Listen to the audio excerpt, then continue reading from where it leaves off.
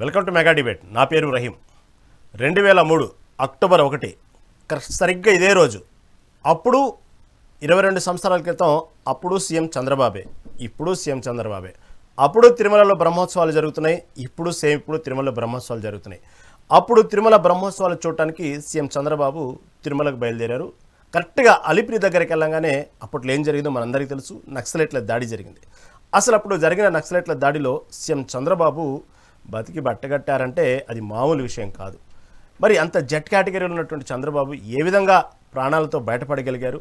దానికి సంబంధించినటువంటి ఈరోజు మెగా డిబేట్. మనతో పాటు ఇదే విషయాన్ని చర్చించడానికి సిద్ధంగా ఉన్నారు రిటైర్డ్ పోలీస్ అధికారి కృష్ణయ్య గారు, అదేవిధంగా రాజకీయ విశ్లేషకులు శ్యామ్ సుందర్ గారు. ముందుగా రిటైర్డ్ పోలీస్ అధికారి కృష్ణయ్య గారి దగ్గరికి వెళ్దాం. కృష్ణయ్య గారు నమస్తే అండి. నమస్తే అండి. నమస్తే కృష్ణయ్య గారు, కరెక్ట్గా 22 సంవత్సరాల క్రితం మీకు ఒక పోలీస్ డిపార్ట్మెంట్గా ఉన్న వ్యక్తి కాబట్టి అప్పట్లో మీరు డ్యూటీలో ఉన్నటువంటి వ్యక్తి, అప్పట్లో ఇప్పుడు ప్రెజెంట్ రిటైర్డ్ అయ్యారు. అప్పుడు జరిగినటువంటి సంఘటనలు మొత్తం మీకు బాగా క్లారిటీగా తెలుసు. వాస్తవంగా అప్పుడు జెడ్ కేటగిరీలో ఉన్న చంద్రబాబు ఏ విధంగా బతికి బయటపడ్డారు? అసలు వాస్తవంగా అప్పుడు నక్సలైట్లకి చంద్రబాబుకు ఉన్నటువంటి వైరం ఏంది? అప్పట్లో ఎందుకు ఆ దాడిలో ముఖ్యంగా ప్రధానంగా ఎక్కువ పాత్ర పోషించింది నక్సలైట్లే? ఎందుకు నక్సలైట్లు అప్పట్లో చంద్రబాబుని టార్గెట్ చేశారు? దాని గురించి కొంచెం క్లుప్తంగా చెప్పగలుగుతారా? మీరు చెప్పినట్టుగా 2003 అక్టోబర్ 1 తిరుమల బ్రహ్మోత్సవాలు జరిగే సమయంలో చంద్రబాబు నాయుడు అడ్వాన్స్ గా తిరుపతి రావడం జరిగింది. తిరుపతికి వచ్చి ఎంఆర్పల్లి అక్కడ గ్రౌండ్ ఉంది, పోలీస్ గ్రౌండ్. ఆ గ్రౌండ్ లో ఫారెన్సిక్స్ ల్యాబ్ ఓపెన్ చేశారు. 2 గంటలకు 2 గంటలకు ఫారెన్సిక్స్ ల్యాబ్ ఓపెన్ చేసిన తర్వాత అట్లే సిమ్స్ లో ఏదో ఓపెన్ చేసేదానికి సిమ్స్కి వెళ్ళారు. సిమ్స్ కి వెళ్ళిన తర్వాత సిమ్స్ నుంచి అట్లే తిరుమల పోయేదానికి ఐ థింక్ అయితే 4:10 4-5 మధ్యలో ఆయన తిరుమల పోయే దారిలో అది అలిపిరి దగ్గర బాంబ్ బ్లాస్టింగ్ జరిగింది. అది పెద్ద bomb blasting. Bomb blasting means పెద్ద పెద్ద బాంబ్ బ్లాస్ట్ పెట్టారు. దాదాపు నాకు తెలిసి ఒక 10-15 పెట్టారు. అది యాక్చువల్ గా ఆ బాంబ్ బ్లాస్ట్ లో చంద్రబాబు నాయుడు మీరు చెప్పినట్టుగా బతికి బయట కట్టాడంటే అది ఆ శ్రీ వెంకటేశ్వర దయ వల్లనే. ఎందుకు అప్పుడు బాంబ్ బ్లాస్టింగ్ జరిగిందంటే చంద్రబాబు నాయుడికి అప్పుడు మన ఈ చిత్తూరు జిల్లాలో కూడా శ్రీకాళహస్తి, ఈ ఏర్పేడు, ఈ ముసిలిపేడు మొత్తం మీద నక్సలైట్ ప్రాబల్యం ఎక్కువ ఉంది.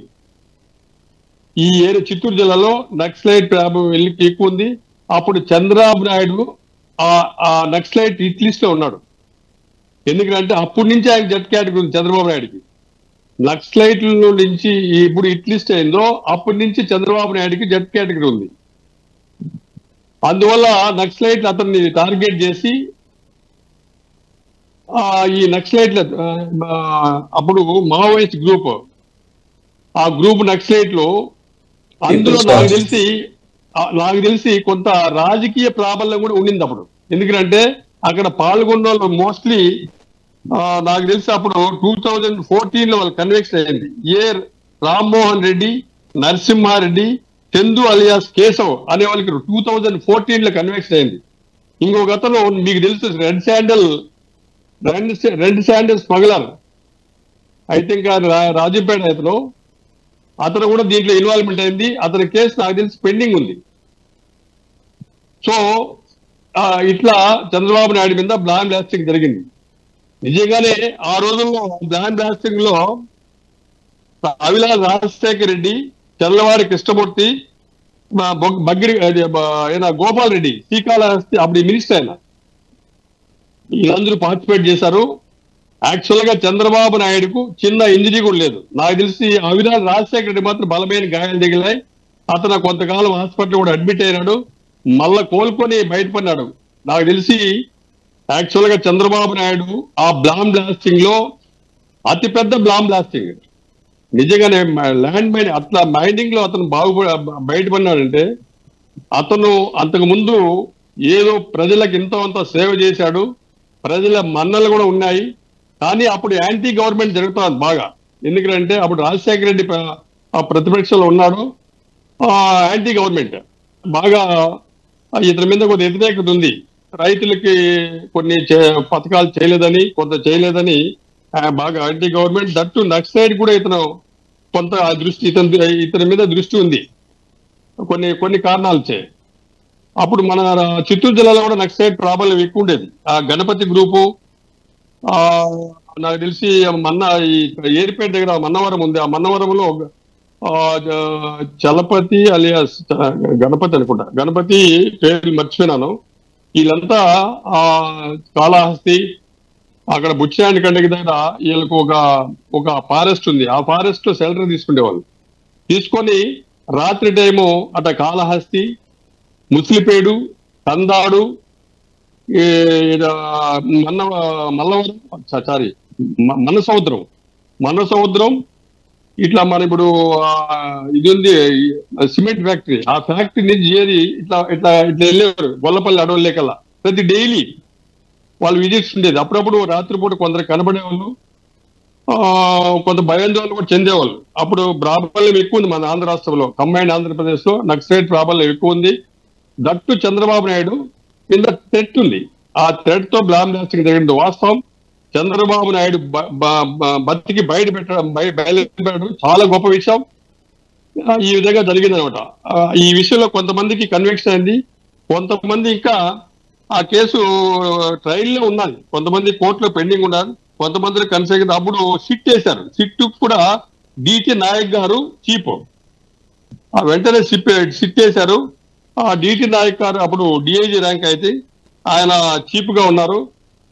బాగానే చేశాడు. కానీ ఆ తర్వాత 2004 లోనే ఎలక్షన్ జరగడం, ఓడిపోవడం, ఆ కేసు నీరు గార్చడం జరిగింది. అయినా కూడా మళ్ళీ 9 లో చంద్రబాబు నాయుడు రావడం అట్లా జరిగింది కేసు. ఇది బలమైన కేసు. ఎందుకంటే బ్లాండ్ లాస్టింగ్ మన ఆంధ్రప్రదేశ్ లో ఒక చీఫ్ మినిస్టర్ మీద జరగడం అదే మొట్టమొదటిసారి, అదే చివరిసారి కూడా మళ్ళీ జరగలేదు. ఎందుకంటే అంత థ్రెట్ ఉంది చంద్రబాబు నాయుడికి. అప్పుడు కూడా జెడ్ కేటగిరీ ఉంది ఆయనకు. కూడా జరిగిందంటే అప్పట్లోనే బుల్లెట్ ప్రూఫ్ కార్ అనేది కూడా అప్పట్లో ఆయనే వాడటం. అప్పుడు కూడా బుల్లెట్ ప్రూఫ్ కార్ ఉంది. అవును. అప్పుడు కొంత తిరుపతిలో నాకు తెలిసి నేను డిపార్ట్మెంట్ లో చెప్పకూడదు, అంటే ఇంత అవేర్నెస్ లేదు అప్పుడు పోలీసులో కూడా. ఒక చీఫ్ మినిస్టర్ మీద థ్రెట్ జరుగుతుందా, నక్సలైట్ దాడి చేస్తారా అనేది ఎవరెవరు ఊహించలా. అది కూడా తిరుమల దేవస్థానం కొండకు పోయేటప్పుడు, దేవుని దర్శనానికి పోయేటప్పుడు జరుగుతుందా అనుకున్నారు. కానీ వాళ్ళు అంతకుముందే ప్లాన్. ఆధ్యాత్మికమైన ప్రాంతాల్లో తొందరగా చర్యలు జరుగుతాయనే ఆలోచన అప్పట్లో అంతగా రాలేదు. యాక్చువల్గా జరిగిన తర్వాతనే ప్రతిదీ అలర్ట్ అయ్యారు అప్పట్లో. వాస్తవంగా ఇలాంటి ఆలోచన. అవునవును, రైట్. ఓకే అండి, మళ్ళీ మీ దగ్గరకు వస్తాను కృష్ణయ్య గారు. మా శ్యామ్ సుందర్ గారి దగ్గరికి వెళ్తాం. శ్యామ్ సుందర్ గారు నమస్తే అండి. నమస్తే అండి, రహీం గారు చెప్పండి. ఓకే, దీని గురించి మీ విశ్లేషణ మరింతగా. అంటే అప్పట్లో అసలు ఎందుకు నక్సలైట్లకి చంద్రబాబు నాయుడుకి భారీగా వైరం, ఎందుకు పర్టికులర్గా అంత టార్గెట్ చేయాల్సిన అవసరం ఏంది, దాని గురించి కొంచెం క్లుప్తంగా విశ్లేషణ. యాక్చువల్గా ఏంటంటే అప్పుడు ఉమ్మడి ఆంధ్రప్రదేశ్ లో పీపుల్స్ వార్ అనేది చాలా బలంగా ఉండేది. ఇప్పుడంటే మన రాష్ట్రంలో ఏం లేదు, అంతా మొత్తం ఆల్మోస్ట్ తుడిచిపెట్టుకుపోయినట్టు ఇప్పుడు లేదు. ఉన్న దగ్గర కూడా ఇప్పుడు అయిపోతుంది కేంద్ర ప్రభుత్వం కఠినంగా వ్యవహరించడం వల్ల. సో అప్పుడు ఏంటంటే చాలా బలంగా ఉండేది, చాలా మంది అందులో జాయినింగ్స్ ఉండేవి, చాలా యాక్టివిటీస్ ఉండేవి. బహుశా నేను అనుకుంటున్నాను భారతదేశ చరిత్రలో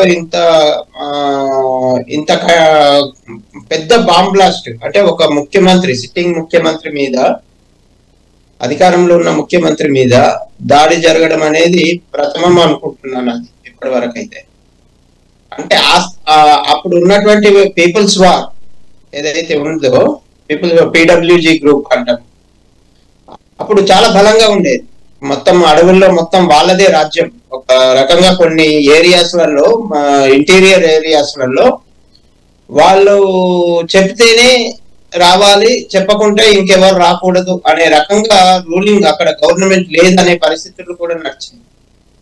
అంటే సపోజ్ నేను గతంలో ఒక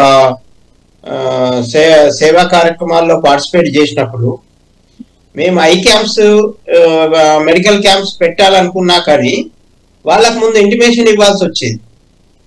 అట్లాంటి ఏరియాస్ అంటే ఆ ఏరియాస్ లో వైద్య సదుపాయాలు లేవు, వాళ్ళకి ఎట్లాంటి సౌకర్యాలు ఉండేవి కాదు. వాళ్ళకు ముందు ఇన్ఫర్మేషన్ ఇచ్చి మేము పలానా ప్రోగ్రామ్ కోసం వస్తున్నాము, పలానా ఆదాని కోసమే వస్తున్నాము, అంతకు మించి లేదు అని ఇన్ఫర్మేషన్ ఇచ్చి పోవలసిన పరిస్థితి వైద్య సహాయం అందించడానికి కూడా అక్కడ ఉన్నటువంటి గిరిజనులకు, ముఖ్యంగా ట్రైబల్స్ చాలా అన్ఎడ్యుకేటెడ్, అంత బలంగా ఉండేది అన్నట్టు పీపుల్స్ వార్. సో అప్పుడు పీపుల్స్ వార్ పైన చంద్రబాబు నాయుడు బాగా కఠినంగా అంటే దాన్ని ఒక రకంగా మొత్తం నిర్వీర్యం చేయాలనే ప్రయత్నం చేసిన సందర్భంగా వాళ్ళు టార్గెట్ చేయడం జరిగింది. టార్గెట్ చేసినప్పటికీ కూడా మన ఇంటెలిజెన్స్ అప్పుడు ఇంటెలిజెన్స్ ఫెయిల్యూర్ అన్నట్టే ఒక రకంగా. అంటే అంతకుముందే కరీంనగర్ లో ఒక అటాక్ చేసే ప్రయత్నం జరిగింది, కరీంనగర్ లో కూడా చంద్రబాబుని అటాక్ చేసే ప్రయత్నం జరిగింది. లక్కీగా ముందే మైన్స్ ని గుర్తించారు కాబట్టి వాటిని తొలగించగలిగారు. కానీ అప్పుడు ఆ తర్వాత మళ్ళీ దాన్ని అలర్ట్ గా ఉండలేదేమో అనిపించింది. ఆ తర్వాత జరిగే కారు కిందనే బాంబు బ్లాస్ట్ కావడము, తర్వాత కూడా ఇన్సిడెంట్ తర్వాత కూడా ఇంకో 2 పేలని బాంబుల్ని కూడా కనిపెట్టారు వాళ్ళు, పోలీస్ డిపార్ట్మెంట్ వాళ్ళు కనిపెట్టి వాటిని నిర్వీర్యం చేయడం జరిగింది. అంటే ఆయనతో పాటు ఉన్నటువంటి ఐటీ శాఖ మంత్రిగా అప్పుడు అట్లాగే కృష్ణమూర్తి గారు, తర్వాత రాజశేఖర్ రెడ్డి గారు, వీళ్ళంతా కూడా చాలా దారుణంగా గాయాల పాలయ్యారు. కానీ చంద్రబాబు నాయుడు గారు స్వల్ప గాయాలతో బయటపడ్డారు. ఆయన ఇప్పటికీ కూడా చాలా సందర్భాల్లో చెప్తుంటారు, ఆ వెంకటేశ్వర స్వామి గారి దయ గనక లేకపోతే, వెంకటేశ్వర స్వామి దయ లేకపోతే నేను ఈ రోజు ప్రాణాలతో ఉండేవాడిని కాదు. ఈ సందర్భంగా చాలా మంది 2 పోలికలు చేస్తుంటారు ఇద్దరు ముఖ్యమంత్రుల పైన పోలికలు చేస్తుంటారు. ముఖ్యంగా చంద్రబాబు నాయుడు గారి కారు కింద బాంబు పేలినా గానీ అతనికి ఏం కాలేదు, అదే వైఎస్ రాజశేఖర రెడ్డి గారి శరీరం ముక్కలు అయిపోయింది. ఎలాంటి బాంబు పేలకుండానే, ఎవరి కుట్ర లేకుండానే హెలికాప్టర్ ప్రమాదం జరిగి ముక్కలు అయిపోయి ఆయన శరీర భాగాలు కూడా దొరకలేదు అని చెప్పేసి ఇక్కడ 2 రకాలుగా అభిప్రాయాలు. అంటే అదే విషయం చంద్రబాబు నాయుడు చాలా సందర్భాల్లో నేను భగవంతుని దయ వల్ల బతకడము, నా కుటుంబాన్ని నేను ప్రజలకు సేవ చేసే భాగ్యం ఇంకా ఉండడము అనేది ఆయన కోరుకోవడం అనేది అప్పుడు చాలా సందర్భాల్లో బహిరంగంగా చెప్పడం అనేది జరిగింది. అవును, నిన్న బ్రహ్మోత్సవాలు కూడా ఆ టాపిక్ తెచ్చారు చంద్రబాబు గారు. తెచ్చి ఏదో నా చేత ఏదో కార్యం చేయించడానికే, ఏదో నన్ను బతికించారంటే ఏదో కారణం ఉంది, నా చేత వెంకటేశ్వర స్వామి ప్రజలకు సేవ చేసేటువంటి భాగ్యం, కానీ నా చేత ఇంకేదో చేయించాలనే నన్ను బతికించారని నిన్న కూడా జరిగిన బ్రహ్మోత్సవాలు చెప్పడం జరిగింది చంద్రబాబు. ప్రజలకు ఒక మంచి నాయకత్వం అందాలి అనే ఉద్దేశంలో ఉండి ఉంటుంది భగవంతుని ఆశయం కూడా. ఆ విధంగా ఆయనకు ఆశీర్వాదాలు దొరికినాయి, ఆయన బతకగలిగారు. ఇప్పటికీ కూడా ఆయన పబ్లిక్ సేవలో ఉన్నారు. కాబట్టి అంటే ఒకటి భగవంతుణ్ణి నమ్మడము నమ్మకపోవడం అనేది వేరు విషయం అయినప్పటికీ కూడా చాలా సందర్భంలో భగవంతుని ఆ సహాయం అనేది మనకు ఏదో రకముగా మనకు దొరుకుతూనే ఉంటుంది తప్పనిసరిగా. భగవంతుని సహాయం లేకుండా ఈ ప్రకృతి లేదు, శక్తి అనేది లేకుండా ఈ ప్రకృతి లేదు, మనము జీవించలేము భగవంతుడు అనే వాళ్ళు లేకుంటే. సో కాబట్టి అప్పుడు చూడండి, కింద కారు కింద అన్ని బాంబులు, అంత పెద్ద బాంబులు జరిగినా కానీ ఆయనకి ఏం జరగలేదు, మిగతా వాళ్ళకు కూడా పెద్దగా ప్రాణాలు పోయేంత వరకు జరగలేదు. అంటే ఖచ్చితంగా భగవంతుడు ఏదో శక్తి వాళ్ళకి ఆ సందర్భంలో కాపాడింది, అదే భగవత్ శక్తి కావచ్చు. అవును, పేలి కూడా అక్కడ బాంబు అనేది బ్లాస్ట్ అవ్వటం ఫెయిల్ అవ్వటం కాదు, బాంబు బ్లాస్ట్ అయి కూడా ప్రాణాలతో అది మామూలు విషయం కాదు. అదే బ్లాస్ట్ అయింది, కారు కిందనే బ్లాస్ట్ అయింది, అది ఎక్కడో ముందరనో వెనకాలనో కాలేదు, ఎగ్జాక్ట్ గా కారు కిందనే జరిగింది. కారు కిందనే జరిగింది కాబట్టి కారు అంత పైకి ఎగిరి పక్కకు పడిపోతే వాళ్ళ చీఫ్ సెక్యూరిటీ ఆఫీసర్లు కానీ వీరిని కానీ వాళ్ళకి నెమ్మదిగా బయటకు తీసుకురావాల్సి వచ్చింది, ఆ దెబ్బతిన్న కారులో నుంచి బయటకు తీయాల్సి వచ్చింది. కాబట్టి అంటే అంత పెద్ద భారీ ప్రమాదం జరిగినప్పటికీ కూడా భగవంతుడి శక్తి, భగవంతుడి అతీతమైనటువంటి ఏదో శక్తి వాళ్ళని అప్పుడు కాపాడగలిగిందనే అనుకోవాలి. సో ఆ రకంగా అంటే ప్రజలకు అందుబాటులో ప్రజాసేవ చేసే నాయకుడు ఎవరికైనా కానీ భగవంతుడి సహకారం లభిస్తుంది. కాబట్టి ఇప్పుడు ఉన్నటువంటి నాయకులు కూడా మేము ఏం చేస్తున్నాము, ఎలా ఉంటున్నాము అనేది భగవత్ సాయం కావాలి అంటేనంటే అలాంటి పనులు కొన్ని చేసి ఉండాలి. లేకపోతే మాత్రం మామూలుగా అట్లాంటి ఇన్సిడెంట్లు జరిగినాయి. సహజంగా అంటుంటారు మనం చేసినటువంటి పుణ్యకార్యాలు ఏదో ఒక క్షణంలో ఏదో ఒక రూపంలో మమ్మల్ని కాపాడుతూ ఉంటాయని. అలా ఏదో ఒక రూపంలో ఇలాంటి సందర్భాల్లోనే కాపాడటం అనేది చాలా గొప్ప విషయం. ఎందుకంటే ఎప్పుడో చేసుకున్నటువంటి చిన్న పుణ్యమైనా పెద్ద పుణ్యమైనా సమయాన్ని సందర్భాన్ని బట్టి ఏదో ఒక రూపంలో దేవుని చిత్తంతోనే ఇవన్నీ ఇలా జరుగుతాయి అనడానికి కొన్ని సాక్ష్యాలు ఇలాంటి చరిత్రలో ఉంటాయండి. కొన్ని సందర్భాల్లో ఇప్పుడు మనం ఎటో బయలుదేరబోతుంటాం, మనకేదైనా ఉపద్రవం జరిగేదంటే కొందరు వచ్చి ఆపిస్తుంటారు ఏదో కారణం చెప్పి, అప్పుడు ఆగిపోతాం. కానీ ఆగిపోయిన తర్వాత మనకు తెలుస్తుంది దాని రిజల్ట్ ఏంది అనేది. మనకు అది వాళ్ళని కావాలని పంపారా, మాకు కావాలని వచ్చారా అనేది కూడా వాళ్ళకు కూడా తెలియదు. కానీ ఆ టైంకి వచ్చేసి మనల్ని ఆపేయడమో లేకుంటే మనం ఇంకా ముందు వెళ్ళిపోయేలాగా ప్రమాదం నుంచి తప్పించుకునేలాగా చేయడము, ఇలాంటి కొన్ని అద్భుత శక్తులు అలా మనకు జరుగుతుంటాయి మన జీవితాల్లో. అవునవును, మీరు చెప్పినట్టుగానే మొన్న ఇది మెడికల్ కాలేజ్ మీద విమానం కుప్పకూలిన సందర్భంలో కూడా అనేక మంది చాలా మంది చెప్పినటువంటి ప్రయాణికులు చెప్పినటువంటి విషయం ఇదే. కొంతమంది టికెట్ బుక్ చేసుకుని క్యాన్సిల్ చేసుకున్న వాళ్ళు కానివ్వండి, కొన్ని కారణాలు క్యాన్సిల్ అయిన వాళ్ళు కానివ్వండి, ఇవన్నీ యాక్చువల్ గా ఆ సమయంలో ప్రయాణించాలి యాక్చువల్ గా. అలా మీరు చెప్పిన ఏదో ఒక రూపంలో వాళ్ళు ఆ విధంగా సేవ్ అవుతా ఉంటారు. ఓకే ఓకే, కృష్ణయ్య గారి దగ్గరికి వెళ్దాం. కృష్ణయ్య గారు, అప్పట్లో నక్సలైట్లకు చంద్రబాబుకు ఉన్నటువంటి వైరాల్లో ప్రధానమైన వైరం ఏంటంటే ఎక్కువగా ఎన్కౌంటర్లు జరిగినాయా, లేకపోతే చంద్రబాబు వైఖరికి వాళ్ళు వ్యతిరేకంగా ఉన్నారా, లేకపోతే చంద్రబాబు నాయుడికి నక్సలైట్ల మధ్య చర్చలు జరగడానికి ఆస్కారం లభించలేదా, అటువంటి వాతావరణ సద్భావన కలిగిన వాతావరణం కలగలేదా, అప్పుడు ఏం జరిగింది, అప్పుడు ఏమన్నా దానికి సంబంధించినటువంటి అప్పట్లో ఉన్న జ్ఞాపకాలు ఏమైనా ఉంటాయి చెప్పండి సార్. ఇప్పుడు కంబైన్డ్ ఆంధ్రప్రదేశ్ లో చంద్రబాబు నాయుడు ఏమి చర్చలకు పిల్లలేదండి. మళ్ళీ రాజశేఖర రెడ్డి పిలిచాడు, చంద్రబాబు నాయుడు చర్చలకు పిల్లలేదు. ఈ నక్సలైట్ ఈ పీపుల్స్ వార్ గ్రూపు మన ఆంధ్రప్రదేశ్ లో మహారాష్ట్ర బార్డర్ నుంచి ఒరిస్సా బార్డర్ నుంచి తీవ్రంగా అధిక సంఖ్యలో నక్సలైట్లు ఈ దీంట్లో చేరి వాళ్ళ ప్రాబల్యం ఎక్కువగా ఉంది. దట్టు చంద్రబాబు నాయుడు కొన్ని ప్రజా వ్యతిరేక కార్యక్రమాలు చేశాడని, ప్రజలకు దగ్గరగా లేడని వారికి దృష్టిలో పడింది చంద్రబాబు నాయుడు. అప్పుడే ఆయనకు థ్రెట్ ఏర్పడింది. దట్టు ఆ పీరియడ్ లో కొంత ఇది కూడా జరిగింది. ఎందుకంటే మనకు కొంచెం ఏదో కరువు అంటే వర్షాలు పడక కొంత ఆంధ్ర రాష్ట్రం కొద్దిగా ఇబ్బందుల్లో ఉండింది. ఆ పరిస్థితుల్లో ఆయన ప్రజలకేం చేయలేక కొన్ని పథకాలు కానీ కొంత ప్రజలకు సౌకర్యవంతమైన సేవలు అందించలేకపోతే అప్పుడు నక్సలైట్ మీద దృష్టి పెట్టి ఖచ్చితంగా వీళ్ళు థ్రెట్లు పెట్టి 2-3 ప్రయత్నాలు చేశారు. వాళ్ళు కూడా ఒప్పుకున్నారు. మళ్ళా కన్ఫెషన్ లో ఒకటేమంటే జరిగింది చూడు, వాళ్ళు రోజు బాంబ్ బ్లాస్టింగ్ జరిగి they are going with 2 wheeler, వాళ్ళు 4 మెంబర్స్ 2 చక్రాల బండిలో మీద కూడా ప్రజలు చూశారు. అంటే అప్పుడు మనకు ఇంత ఒక చీఫ్ మినిస్టర్ మీద అది తిరుమల దేవస్థానం మన వెంకటేశ్వర సన్నిధికి వచ్చేటప్పుడు జరుగుతుందా అని ఎవరు ఊహించలా, పోలీసు ఊహించలా, ఎవరు ఊహించలా. సహజంగానే ప్రభుత్వం చేసేటప్పుడు మీరు చెప్పినట్టుగానే కొంత ప్రజలకు ఇబ్బంది కలిగేయటం కానివ్వండి, ఇలా ప్రభుత్వం ఉన్నటువంటి ఏ పార్టీ అయినా సరే అధికారంలో పార్టీ ప్రజలకు ఇబ్బంది కలిగిస్తున్నప్పుడు దాని మీద ప్రశ్నించడానికో దాని మీద చర్యలు తీసుకోవడానికో సరే వాళ్ళకేదో వాళ్ళ ఎజెండా వాళ్ళకు ఉండిద్ది నక్సలైట్లకి. అప్పట్లో చంద్రబాబు నక్సలైట్లకి ఇబ్బంది కలిగే విధంగా నక్సలైట్లకు ఇబ్బంది కలిగేటువంటి కార్యక్రమాలు కానీ వాళ్ళకి ఊపిరాడకుండా చేసేటువంటి కార్యక్రమాలు ఏమైనా అప్పట్లో భారీ స్థాయిలో జరిగినాయా? అంటే అప్పుడే ఈ మన ఆంధ్రప్రదేశ్ యాక్చువల్ కంబైన్డ్ ఆంధ్రప్రదేశ్ లో ఈ ఒక థీమ్ దాన్ని ఇప్పుడు నేను మర్చానది గ్రే హౌండ్స్ పెట్టింది. అప్పుడే గ్రే హౌండ్స్ ట్రైనింగ్ ఇచ్చి 2003లోనే గ్రే హౌండ్స్ ఓపెన్ అయ్యింది మన ఆంధ్రప్రదేశ్ లో. అప్పుడు ఐ థింక్ ఒక డిఐజీ కూడా దీనికి హెడ్ గా ఉన్నారు. ఆయన్ని కూడా చంపేశారు వాళ్ళు హైదరాబాద్ లో నడ్రోడ్డు మీద చంపేశారు.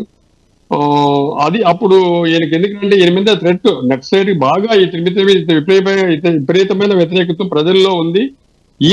ఈయనకు నక్సలైట్ ఈయన మీద కూడా ఉంది. అందులో మన ఆంధ్రప్రదేశ్ మన చిత్తూరు జిల్లాలో ఈ మన్నవరం కాదు ఏర్పేట దగ్గర ఆ ఊర్లో ఒక వ్యక్తి, వానికి 30 years ఉంటాయి. గణపతి కాదు అతను చాలా నెటోరియస్ గా బిహేవ్ చేశాడు ఆ ఏరియాలో. అప్పుడు ఉంటే ఈయన ఈ టూరు ఫిక్స్ అయిన తర్వాత అంతకు ముందే వాళ్ళు 2-3 రెక్కీలు చేశారు.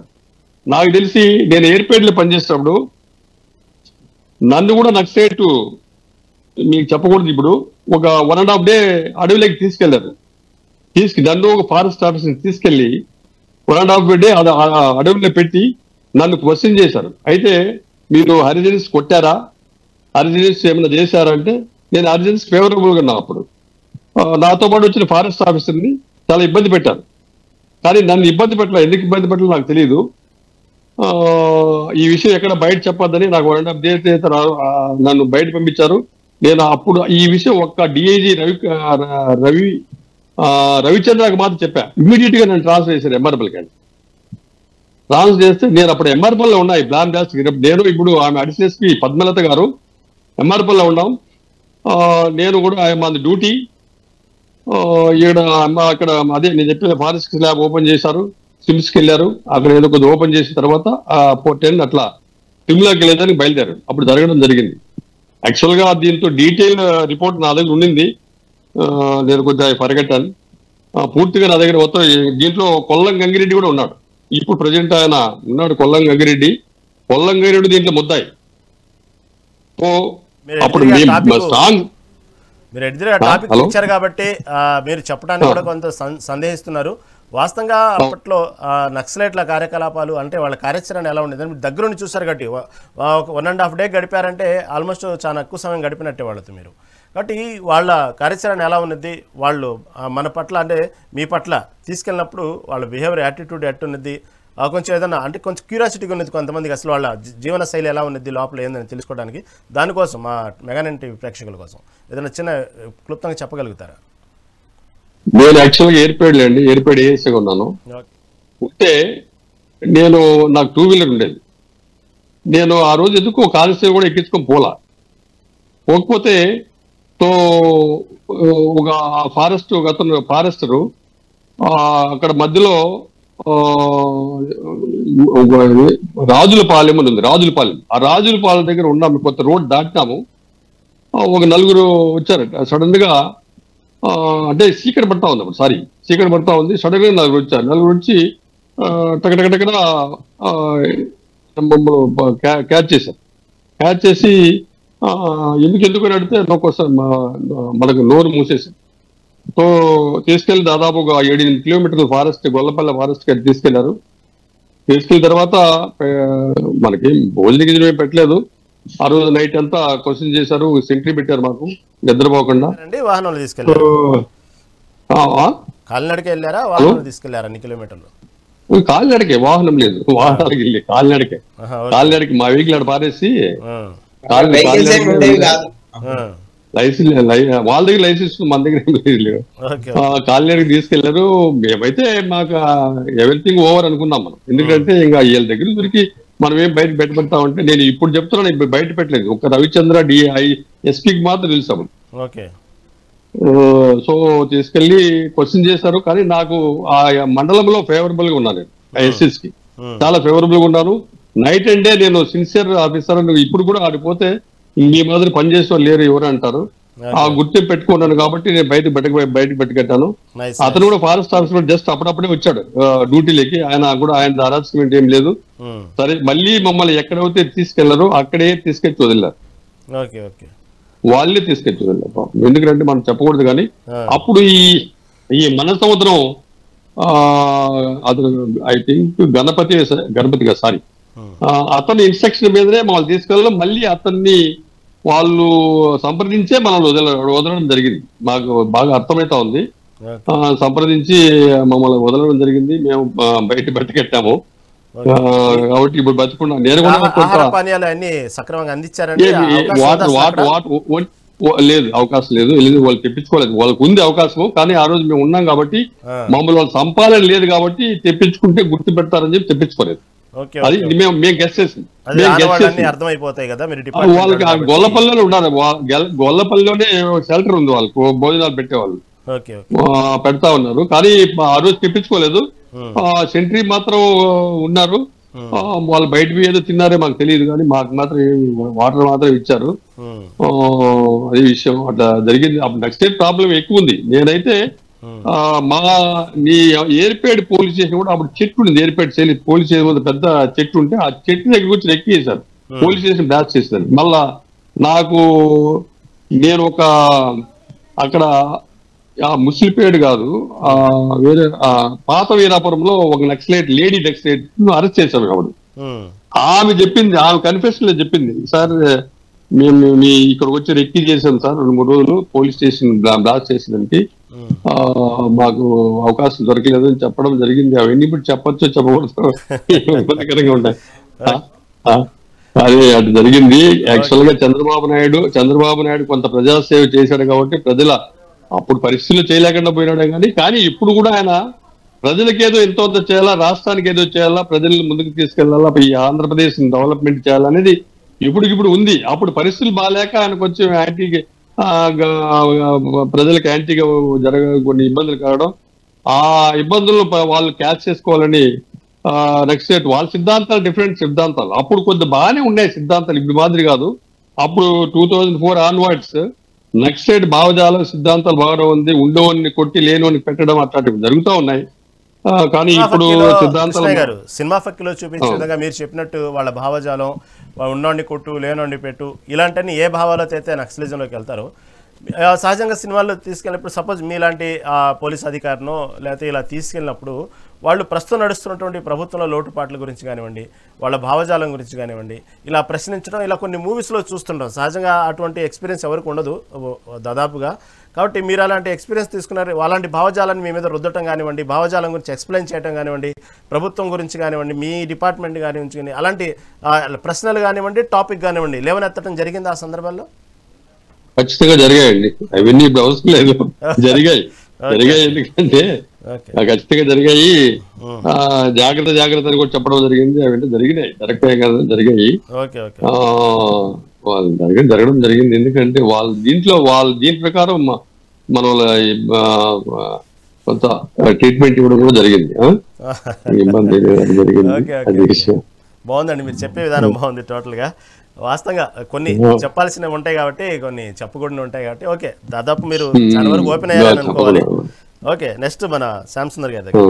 శ్యామసుందర్ గారు ఓపెన్ అంటే ఇప్పుడు లేదు కాబట్టి, నక్సలిజం తగ్గింది కాబట్టి మన ఆంధ్రప్రదేశ్ నక్సలిజం పూర్తిగా సభ్యుంది. అందులో సెంట్రల్ గవర్నమెంట్ స్ట్రింజెంట్ యాక్షన్ తీసుకుంటా ఉంది.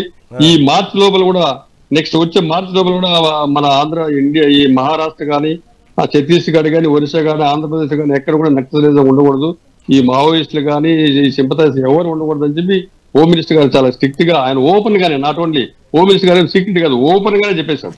2020 మార్చికు ఈ ఎక్కడ కూడా నక్సలిజం అనేది ఉండకూడదు, ఎక్కడ ఈ దోపిడీలు ఇవన్నీ ఉండకూడదు అని చెప్పి ఓపెన్ గా చేశారు. ఆ విధంగానే మహారాష్ట్ర ఛత్తీస్గఢ్ లోని రోజు కూల్మింగ్లు జరుగుతూనే ఉన్నాయి, పెద్ద ఆపరేషన్ జరుగుతున్నాయి. ఇక్కడ కాదు, పెద్ద ఆపరేషన్ జరుగుతున్నాయి.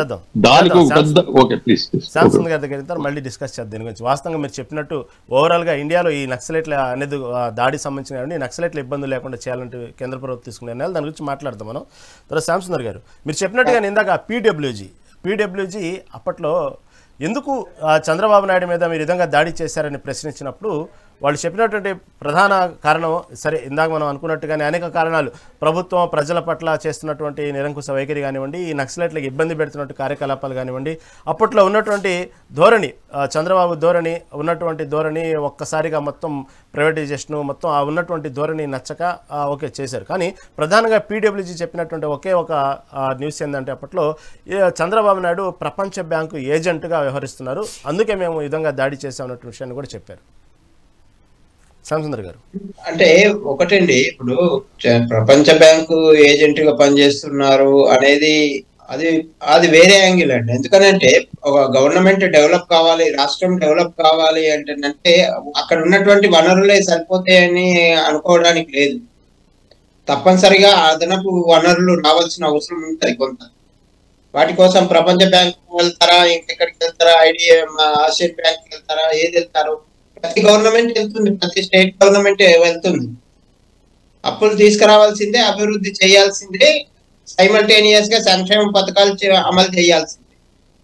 కాబట్టి అప్పుడు ఇంకా ఇంత ఆదాయం ఉండేది కాదు, ఇన్ని రకాల ఆదాయాలు ఉండేవి కాదు. రెండో విషయం, అప్పుడు పన్ను వ్యవస్థ కూడా చాలా గందరగోళంగా ఉండేది. పన్ను కడితే కట్టేవాడు, కట్టకపోతే కట్టలేనివాడు. ఇప్పుడు అంతా స్ట్రీమ్ లైన్ అయింది. టాక్సేషన్ సిస్టమ్ అనేది స్ట్రీమ్ లైన్ అయింది. ఎట్లా మన పర్సనల్ ట్యాక్స్ ఏదైతుందో అది కూడా స్ట్రీమ్ లైన్ అయింది. ప్రతి ఒక్కరు ఎవరు కూడా ఎస్కేప్ కావడానికి లేకుండా జరిగింది. అట్లాగే వ్యాపార రంగంలో కూడా దాదాపుగా 0% అయిపోయింది పన్నులు లేకుండా వ్యాపారం జరగడం. ఎప్పుడైతే జిఎస్టి అమల్లోకి వచ్చిందో, జిఎస్టి అమల్లోకి వచ్చిన తర్వాత వస్తువు ఎక్కడైతే తయారవుతుందో అక్కడి నుంచే పన్ను స్టార్ట్ అయిపోయింది. అంతకుముందేమో మార్కెట్లో అమ్మిన తర్వాత పన్ను వచ్చేది. కాబట్టి ఈ పన్నుల వ్యవస్థ పెరిగిన తర్వాత, పన్నుల వ్యవస్థ స్ట్రీమ్ లైన్ అయిన తర్వాత ప్రభుత్వాలకు ఆదాయం పెరిగింది. కాబట్టి అప్పటి పరిస్థితుల్లో ఆ అప్పులు సరిపోతున్నాయి. ఇప్పటి పరిస్థితుల్లో ఇంకా జనాభా పెరిగింది, సౌకర్యాలు పెంచాల్సిన అవసరం ఉంది, ఇంకా వ్యవస్థ పెంచాల్సిన అవసరం ఉంది, ఇన్ఫ్రాస్ట్రక్చర్ పెంచాల్సిన అవసరం ఉంది. కాబట్టి ఇప్పటికీ కూడా అప్పులు తీసుకొస్తలేరంటే తీసుకురావాల్సిన పరిస్థితి. అయితే అప్పుడు ఉన్నటువంటి పరిస్థితుల్లో కూడా పీడబ్ల్యూజీ అలాంటి నిర్ణయం తీసుకున్నదేమో. పీడబ్ల్యూజీ అప్పుడు ఏంటంటే తను అనుకున్నదే కరెక్ట్, ఇతరులు చెప్పేది తప్పు అనే పద్ధతిలో ఆలోచించింది. చాలా వరకు పీడబ్ల్యూజీ మొత్తం రాష్ట్ర వ్యాప్తంగా, అంటే ఉమ్మడి రాష్ట్రంలోనే కాకుండా మహారాష్ట్ర, కర్ణాటక సరిహద్దుల్లో కూడా పీడబ్ల్యూజీ బలంగా ఉండేది అప్పుడు. ఇప్పుడు అంటే ఇక్కడ స్థానం లేదు కాబట్టి పక్క రాష్ట్రాల, వేరే రాష్ట్రాలకు ఛత్తీస్గఢ్ అటు వెళ్ళిపోయింది కానీ అప్పుడు ఇవే కేంద్రం, మెయిన్ ప్రధాన అడ్డా ఆంధ్రప్రదేశ్. మెయిన్ గా ఆంధ్రప్రదేశ్ మొత్తం వ్యాప్తంగా అడవుల్లో కంపల్సరీగా డీప్ ఫారెస్ట్ లోకి వెళ్తే ఖచ్చితంగా వాళ్ళ రాజ్యమే ఉండేది. జస్ట్ లైక్ మనం అంటే ఇప్పటికీ చెప్తుంటారు. చెప్పినట్టుగానే శాంసంగ్ అప్పట్లో చంద్రబాబు తన అడ్మినిస్ట్రేషన్ గురించి పొగుడుతూనే, చంద్రబాబు తీసుకొచ్చిన అనేక సంస్కరణల గురించి పొగుడుతూనే అప్పట్లో ఉన్నటువంటి పరిస్థితులు పొగిడారు. కాకపోతే ఈ ప్రపంచ బ్యాంకుతో ఉన్నటువంటి సంబంధాలు, ప్రపంచ బ్యాంకు ధోరణి, ఇవన్నీ కూడా అప్పట్లో బాగా విమర్శల పాలేని. అప్పుడు విశ్లేషకులు కానివ్వండి, ఇటు పక్క కొంతమంది సిపిఎం పార్టీకి సంబంధించిన వాళ్ళు కానివ్వండి, ఎప్పటికప్పుడు ఎండగడతా ఉండేవాళ్ళు. అప్పుడు ప్రపంచ బ్యాంకుతో ఉన్నటువంటి అనుబంధాన్ని పోను ఎలా తాకట్టు పెడుతున్నాడా రాష్ట్రాన్ని అనే సందర్భాలు కానివ్వండి, అనేక లేవనెత్తి సమస్యని పబ్లిక్లో తీసుకెళ్ళి. కాకపోతే అప్పట్లో ఇంత డిజిటల్ మీడియా, సోషల్ మీడియా లేదు. వాళ్ళకి సంబంధించిన కరపత్రాలు, లేకపోతే పబ్లిక్ మీటింగ్స్, లేకపోతే దానికి సంబంధించిన బుక్స్ ప్రింట్ చేయటము, చంద్రబాబు నాయుడు ఏ విధంగా ప్రపంచ బ్యాంకు ముందు మోకలుతున్నాడు అనేటువంటి కార్టూన్స్, ఇలా రకరకాలుగా పబ్లిక్లో తీసుకెళ్లేవాళ్ళు అప్పట్లో. వైఖరి అలాగే ఉంటుంది. సామ్రాజ్యవాదము అని చెప్పేసి ప్రస్తుత రాజ్యాంగ వ్యవస్థను విమర్శిస్తుంటారు. సిపిఐ గాని, సిపిఎం గాని, కమ్యూనిస్ట్ పార్టీలు ఏవైనా, వామపక్ష భావజాలం ఉన్న వాళ్ళు ఎవరు కూడా అదే ఇప్పుడు ఆ పద్ధతిలో పోతే ఇప్పుడు పరిశ్రమలు రావాలంటారు, ప్రైవేటీకరించొద్దంట, ప్రభుత్వమే నిర్వహించాలంటే ప్రభుత్వం దగ్గర అంత వనరులు లేవు.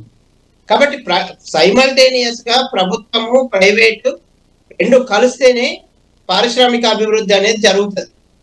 కాబట్టి పరిశ్రమలు రావాలా, ఉద్యోగాలు రావాలా, నిరుద్యోగిత తగ్గాలా అని కోరుకున్నప్పుడు పరిశ్రమలు పెరగాలంటే ప్రైవేటు రంగంలోకి రావాల్సిందే. కాబట్టి ప్రైవేట్ రంగం రాకుండా ఓన్లీ పబ్లిక్ రంగంలోనే ఉంటే, ఇప్పుడు సపోజ్ రైట్, మీరు చెప్పినట్టుగా వాస్తవం, మీరు చెప్పినట్టు అప్పట్లో ఇదే విధంగా చంద్రబాబుని ఏ విధంగా అయితే ప్రపంచ బ్యాంకు ఏజెంట్గా విమర్శించారో, అప్పట్లో ప్రపంచ బ్యాంకుకి చంద్రబాబు నాయుడు ఉన్నటువంటి ఏ విధంగా అప్పట్లో ఉన్న ప్రపంచ బ్యాంకు సంబంధించినటువంటి అధికారులను ఏ విధంగా ఆంధ్రప్రదేశ్ పిలిపించమా, లేకపోతే అమెరికా అధ్యక్షులు లాంటి వాళ్ళు పరిచయమా, ఇలాంటి అన్ని సందర్భాలు అప్పట్లో చాలా తప్పుగా, చాలా విమర్శనాత్మకంగా ఎత్తి చూపినటువంటి రోజులు. ఇప్పుడు అవే పరిస్థితులు మీరు చెప్పినట్టుగానే ఇప్పుడంతా జరుగుతుందంతా అదే. ఇప్పుడు ప్రభుత్వంలో ఎవరు వచ్చినా మీరు చెప్పినట్టుగానే ప్రపంచ బ్యాంక్ సంబంధించిన అప్పులు తీసుకొస్తున్నారు, అనేక సంబంధించిన ప్రభుత్వం సంబంధించిన బాండ్లు తాకట్టు పెడుతున్నారు, ఏ ఉంటే ఈ తాకట్లు పెడుతున్నారు, అదేంటంటే రాష్ట్రాభివృద్ధి అంటున్నారు. ఇప్పుడు అప్పట్లో చేసిందేమో పెద్ద తప్పు కనబడింది, ఇప్పుడు చేస్తుంది అదే కనబడతా ఉంది. మరింత విశ్లేషణ ఇవ్వడానికి మనతో పాటు సీనియర్ అడ్వకేట్ పాదర్తి రమణ గారు ఫోన్ ఇన్లో ఉన్నారు. రమణ గారు నమస్తే అండి. నమస్కారం అండి. రమణ గారు, తెలుసు కదా, కరెక్ట్గా అలిపిరి ఘటన జరిగి ఈ రోజుకి 22 సంవత్సరాలు అవుతుంది. ఇదే బ్రహ్మోత్సవాలు, అప్పుడు కూడా బ్రహ్మోత్సవాలకు వెళ్ళే చంద్రబాబు నాయుడు బ్రహ్మోత్సవాల కార్యక్రమానికి వెళ్తూనే ఈ విధంగా నక్సలైట్ల దాడికి గురయ్యారు. కానీ దీంట్లో మొత్తం నక్సలైట్లు పాల్గొన్నప్పుడు 33 మంది పాల్గొన్నారు. కానీ సాగర్ అనేటువంటి నేత అయితే విచారణ ఎదుర్కొన్నాడు దీనికి సంబంధించి. ఆ తర్వాత 33 మందిలో దాదాపు చాలా మంది ఇప్పుడు లేరు, చనిపోయారు. ఆ 33లో చనిపోయిన వాళ్ళు కూడా 17 మందో 18 మందో అనుకుంటాను, ఎగ్జాక్ట్ ఐడియా లేదు. వాళ్ళంతా కూడా ఎన్కౌంటర్లోనే చనిపోవడం జరిగింది. దీనికి సంబంధించి అసలు అప్పట్లో పరిస్థితులను బట్టి ఈ కేసు సాగర్ విచారణ ఎదుర్కొన్న తర్వాత కోర్టు ఏం తీర్పిచ్చింది, దాని గురించి కొంత గతంలో జరిగిన విషయాలు మీతో చర్చిస్తుందని చేశామండి. ఏమైనా ఐడియా ఉంటే దానికి సంబంధించినటువంటి విషయాలు కొంచెం క్లుప్తంగా వివరించండి. మెగా టీవీ కార్యక్రమం నిర్వహిస్తున్న మురళి గారికి, ఈ కార్యక్రమానికి హాజరైన అందరికీ, ఈ మెగా టీవీ వీక్షిస్తున్న ప్రజలందరికీ నా నమస్కారం అండి. ఇది చాలా దురదృష్టకరమైన రోజు. ఆ రోజు అక్టోబర్ 1, 2003లో అప్పటి ముఖ్యమంత్రి చంద్రబాబు నాయుడు గారు కొండకి పట్టు వస్త్రాలు తీసుకొచ్చే సమయంలో ఈ నక్సలైట్స్ అలిపిరి దగ్గర బాంబ్ బ్లాస్ట్ చేయడము, 23 క్లెయిమర్స్ తో బాంబ్ బ్లాస్ట్ చేసి, కానీ ఆ ఘటన నుంచి వెంకటేశ్వర స్వామి అతన్ని కాపాడి ఈ రాష్ట్రాన్ని బాగుపరచాలని చెప్పి చేసిన విషయం అందరికీ తెలిసిందే. కానీ ఆ రోజు జరిగిన సంఘటన అందరికీ, రాష్ట్రం కాదు ప్రజలు కాదు, అందరూ ఒక్కసారి ఉలిక్కిపడి అందరూ భయభ్రాంతులయ్యారు. ఇది చాలా దురదృష్టకరమైన రోజు, దురదృష్టకరమైన దినం కూడా అని చెప్పుకోవచ్చు. ఇంకోటి ఏంటంటే ఈ కేసు విచారణ జరిగినప్పుడు నేను ప్రత్యక్షంగా చూశాను, ప్రత్యక్షంగా పబ్లిక్ కోర్టులో ఉన్నాము. ఆ రోజు విచారణ బిగినైనప్పుడు నారా చంద్రబాబు నాయుడు గారు కోర్టుకు హాజరై ఆయన కోర్టు వారు వాంగ్మూలం తీసుకున్నారు. అప్పుడు జడ్జి గారు దుప్పాల వెంకటరమణ, ఇప్పుడు రిటైర్ హైకోర్టు జస్టిస్ ఆయన, అతని పేరు, అతను పూర్వఫలాలు విచారించిన తర్వాత క్లుప్తంగా మొత్తం విచారించి వాళ్ళు ఎవరైతే దుర్ఘటనలో పాల్గొన్నారో అందరికీ చట్టరీత్యాగా శిక్ష వేయడం జరిగినది. ఆ తర్వాత వీళ్ళందరూ ఈ శిక్ష దీనిపైన హైకోర్టుకు అప్పీల్ వేసిన తర్వాత పునర్విచారణ జరిపించండి అని చెప్పి కింద కోర్టుకు మళ్ళీ రావడం, ఆ విచారణ జరగడం, ఆ తర్వాత గవర్నమెంట్ వారు దానిపైన అప్పీల్ వేశారా లేదా అనేది ఆలోచించాల్సిన విషయము.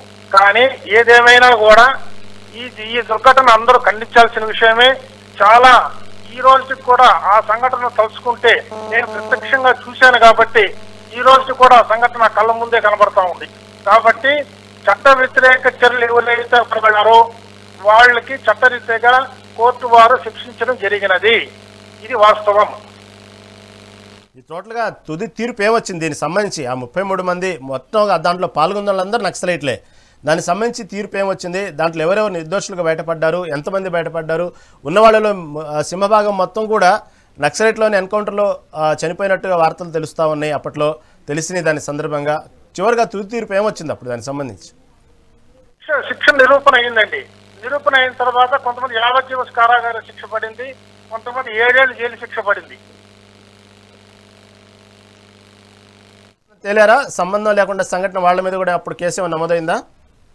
సంఘటన సంబంధం లేని చెప్పి కోర్టు వారు ఎంతమంది అయితే ముద్దాయిలు ఉన్నారో వాళ్ళంతా నేరం చేశారని చెప్పి రుజువైంది కాబట్టి అందరికి శిక్ష వేయడం జరిగినది. వాస్తవనండి. అప్పట్లో ఏంటంటే ఈ ల్యాండ్ మైన్ పేలుడు ఏదైతే ఉందో దానికి సంబంధించినటువంటి నక్సలైట్లకు కూడా ల్యాండ్ మైన్ పేలుడు అని మొదటిసారిని కాకపోయినా కూడా కొంత దానికి సంబంధించిన ఎటువంటి బ్లాస్ట్ చేయాలనే విషయంలో కొంత కొత్తలో అప్పుడప్పుడే ఆ ల్యాండ్ మైన్ అనే పదం వినటం కానివ్వండి, దానికి సంబంధించిన పేలుడు సంబంధించి అంతటి భారీ స్థాయిలో విస్ఫోటనం జరిగినప్పటికీ కూడా, అంత భారీగా బాంబు పేల్చినప్పటికి కూడా చంద్రబాబు నాయుడు బయటపడటం అనేది అప్పట్లో ఒక సెన్సేషనే. దానికి సంబంధించి మొత్తం దేశవ్యాప్తంగా వీఐపీలందరూ కూడా ఎక్కడికక్కడ అలర్ట్ అవ్వటం కూడా జరిగింది దీనికి సంబంధించి. ఆ తర్వాత అసలు మీకున్నటువంటి మీరు ప్రత్యక్షం చూసామంటున్నారు, కోర్టుకు హాజరయ్యామంటున్నారు. అప్పుడు దీనికి ప్రధానంగా చంద్రబాబు నాయుడిని దాడి చేయడానికి, చంద్రబాబు నాయుడు అంతా నక్సలైట్లు పగబట్టడానికి ప్రధాన కారణం ఏం చెప్పారు వాళ్ళు కోర్టులో? కోర్టు వారు ఈ చట్ట వ్యతిరేక చర్యలు చేసిన వారి పైన ఇది చాలా తప్పు. అదే ప్రకారంగా ఈ ల్యాండ్ మైన్ అనేది చాలా అందరికి ఆశ్చర్యకరమైన విషయం. కోర్టు వారు కూడా ఈ ల్యాండ్ మైన్ సంబంధించిన మెటీరియల్ ఆర్టికల్స్ కూడా కోర్టులో చూసి దాన్ని పరిశీలించి అది ప్రూవ్ అయింది కాబట్టి వాళ్ళందరికీ శిక్ష వేశారు. వాస్తవం, మీరు చెప్పేది వాస్తవమే.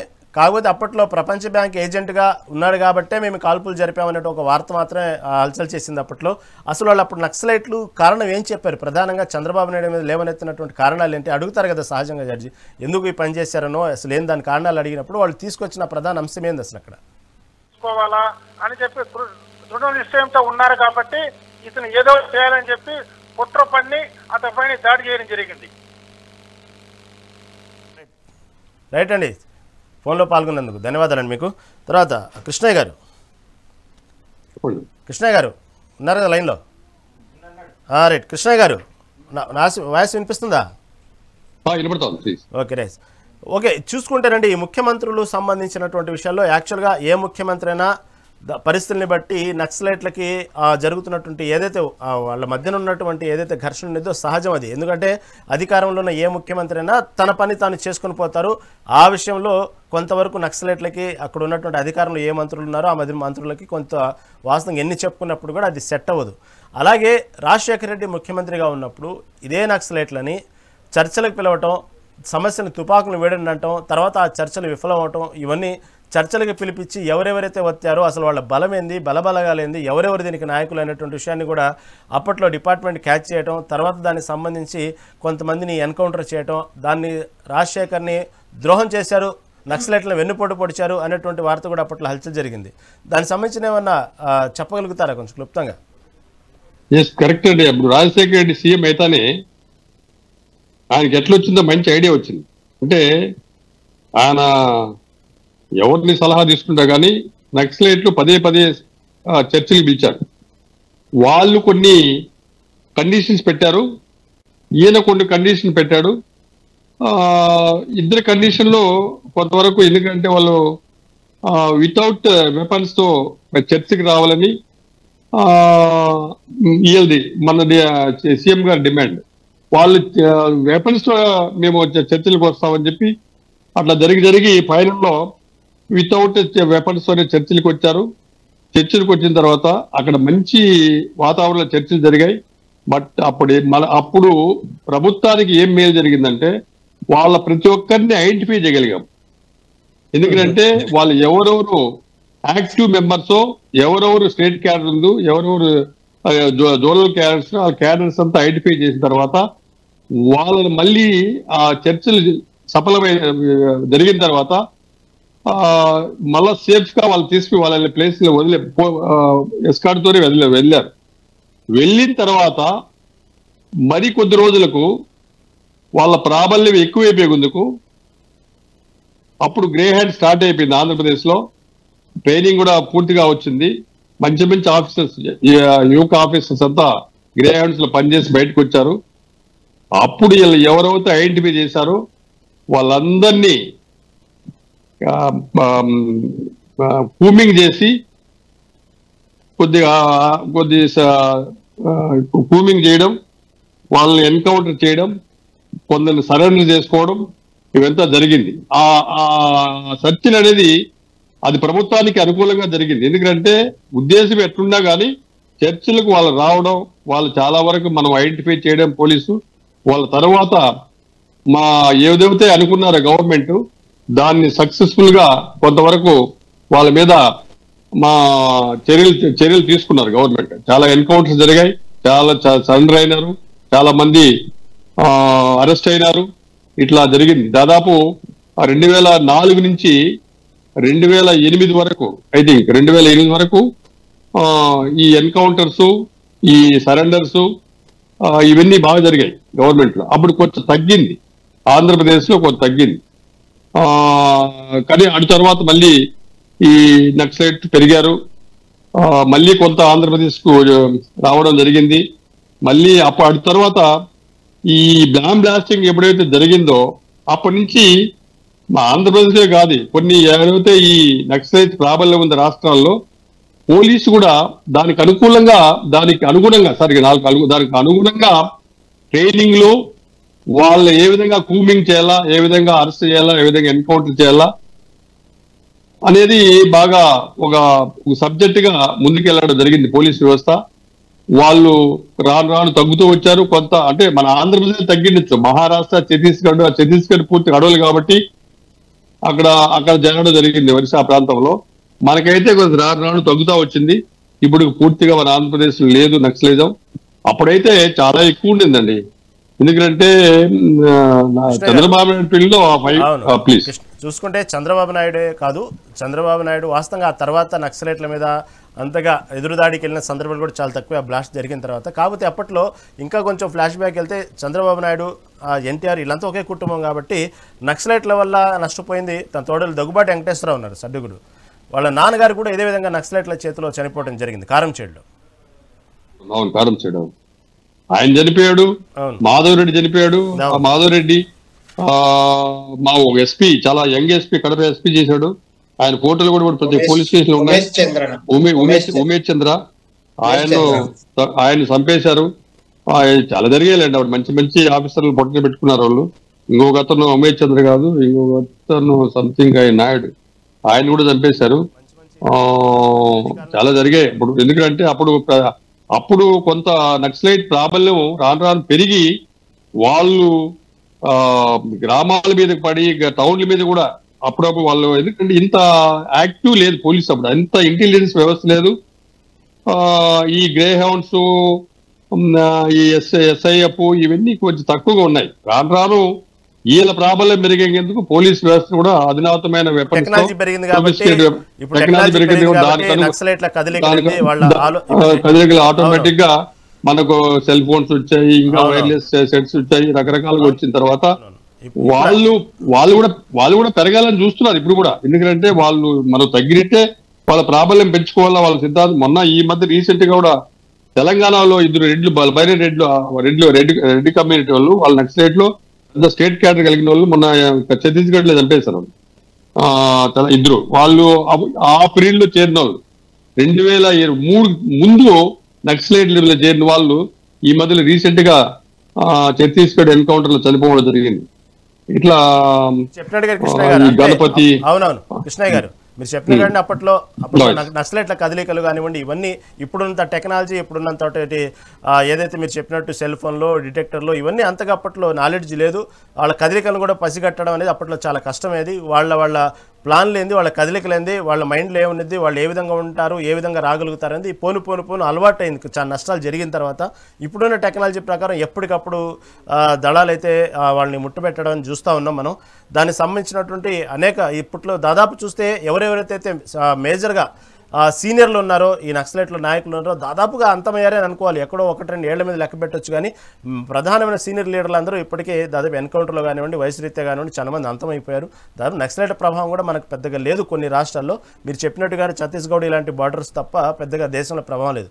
ఓకే, దాని గురించి మళ్ళీ మాట్లాడదాం. శ్యామసుందర్ గారు, చివరిగా శ్యామసుందర్ గారు, చంద్రబాబు నాయుడు జరిగిన తర్వాత ఎక్కువగా నక్సలైట్ల గురించి ఎక్కువగా ప్రస్తావన తీసుకురావడం కానివ్వండి, అవి జరిగిన సందర్భాలు కూడా చాలా తక్కువ ఉన్నాయి. ఈ మధ్యకాలంలో చూసుకుంటే హోంమంత్రి అమిత్ షా కూడా ఆపరేషన్ కగార్ మొదలుపెట్టిన తర్వాత కూడా కేంద్ర ప్రభుత్వం ఇప్పుడు కూటమిలో ఉన్నటువంటి ఎన్డీఏ ప్రభుత్వంలో భాగస్వామైన చంద్రబాబు కూడా ఎక్కడ కూడా ఈ టాపిక్ ఆపరేషన్ కగార్ సంబంధించిన కానివ్వండి, ఒక పక్క సీఎం రేవంత్ రెడ్డి, తెలంగాణ రాష్ట్రంలో సీఎం రేవంత్ రెడ్డి అయినా నక్సలైట్ల గురించి మాట్లాడుతూ ఆపరేషన్ సింధూర్ విషయంలో మనం పొరుగు దేశం ఉన్నటువంటి శత్రువులు సైతం మనం చర్చలు పిలుస్తున్నాం. అదేవిధంగా నక్సలైట్లకి మన దేశంలో పుట్టినటువంటి మన భారతీయులైనటువంటి నక్సలైట్లకి చర్చలు పిలవటం ఎందుకు ఆస్కారం లేదు? వాళ్ళు కూడా పిలిచి మాట్లాడొచ్చు కదా. అక్కడ ఉన్నటువంటి దేశద్రోహులు, ఉగ్రవాదులకో న్యాయమా, మనకో న్యాయమా అంటూ ఈ విధంగా చర్చలు సీఎం రేవంత్ రెడ్డి చెప్పడం జరిగింది. కానీ ఎక్కడ కూడా చంద్రబాబు నాయుడు నక్సలైట్ల విషయం నోరు మీదైపోయిన సందర్భాలు మనకి ఈ మధ్యకాలం కనబట్ల. ఎన్డీఏలో ఉండి ఒక పక్క ఆపరేషన్ కగార్ నడుస్తుంటాయి. దీన్ని ఎలా చూడాలి? వాస్తవానికి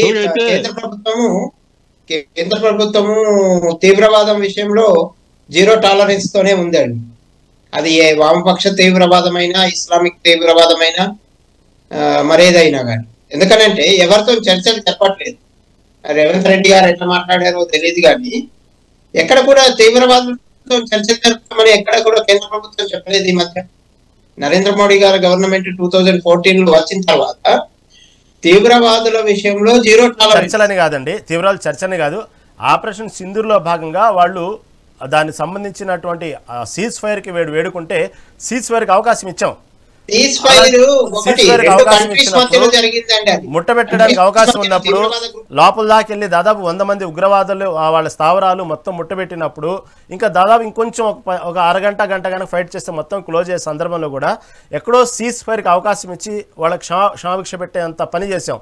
కాబట్టి మన దేశంలో పుట్టినటువంటి మన ప్రభుత్వంలో ఉన్నటువంటి లోటుపాట్లని ప్రజల పట్ల, పేద ప్రజల పట్ల, గిరిజనుల పట్ల పోరాడుతున్నటువంటి నక్సలైట్లకి కనీసం అవకాశం ఇవ్వరా, మాట్లాడే అవకాశం ఇవ్వరా, చర్చలు పెట్టే అవకాశం ఇవ్వరా అన్న తర్వాత ఈ మధ్య కాలంలో రైట్ రహీం గారు ఇక్కడ 2 డిఫరెన్స్లు ఏంటంటే అక్కడ 2 దేశాల మధ్యన ఒప్పందం జరిగింది. 2 దేశాల మధ్యన ఒప్పందం జరిగింది. కానీ ఇక్కడ 2 దేశాలు కాదు, ఇక్కడ ఒప్పందం జరగలేదు. ఆపరేషన్ సింధు కంటిన్యూ అవుతా ఉంది. అదే కంటిన్యూ అవుతుంది కానీ కాకపోతే అప్పుడు ఉన్నటువంటి ఉద్రిక్త పరిస్థితులు కొద్దిగా తగ్గినాయి అంతే. సీజ్ ఫైర్ అనేది అక్కడ మన దేశం శాంతి సందేశం ఇస్తా ఉంది మన దేశం. ఎందుకంటే యుద్ధానికి మనం సిద్ధంగా లేము. యుద్ధానికనే కాదండి, ఇక్కడ మన టార్గెట్ ఏంది? తీవ్రవాదాన్ని అంతం చేయడం. కేంద్ర ప్రభుత్వం యొక్క టార్గెట్ తీవ్రవాదాన్ని అంతం చేయడం తప్ప పాకిస్తాన్ ను అంతం చేయడం కాదు, సామాన్య ప్రజలను అంతం చేయడం కాదు. కాబట్టి మన సీజ్ ఫైరింగ్ అంతా కూడా జరిగింది టెర్రరిస్టుల పైనే జరిగింది. శ్యామసుందర్ గారు ఓకేనండి, సమయం అయిపోయింది. మళ్ళీ దీని గురించి ఇంకోసారి మనం డిస్కస్ చేద్దాం. చర్చలో పాల్గొన్నందుకు కృష్ణ గారికి, అదేవిధంగా శ్యామసుందర్ గారికి, అదేవిధంగా రమణ గారికి ధన్యవాదాలండి. ఇది ఏదప్పటికీ కూడా చరిత్రలో జరిగినటువంటి కొన్ని సంఘటన, అప్పట్లో ఇదే రోజు 22 సంవత్సరాల క్రితం జరిగినటువంటి సంఘటన. సీఎం చంద్రబాబు, అప్పుడు సీఎం చంద్రబాబే, ఇప్పుడు సీఎం చంద్రబాబు ఉన్నారు. అప్పుడు బ్రహ్మోత్సవాల విషయంలో వెళ్ళినప్పుడు అలిపిరి వద్ద జరిగిన సంఘటన, నక్సలైట్ల దాడి, ఇవన్నీ కూడా అప్పట్లో సెన్సేషన్లు. దేశవ్యాప్తంగా వీఐపీలు మొత్తం కూడా ఒకసారిగా భయభ్రాంతులకు గురయ్యారని చెప్పుకోవాలి ఇలాంటి సంఘటన. ఇది ఈనాటి మెగా డిబేట్. చూస్తూనే ఉండండి మెగా 9 టీవీ.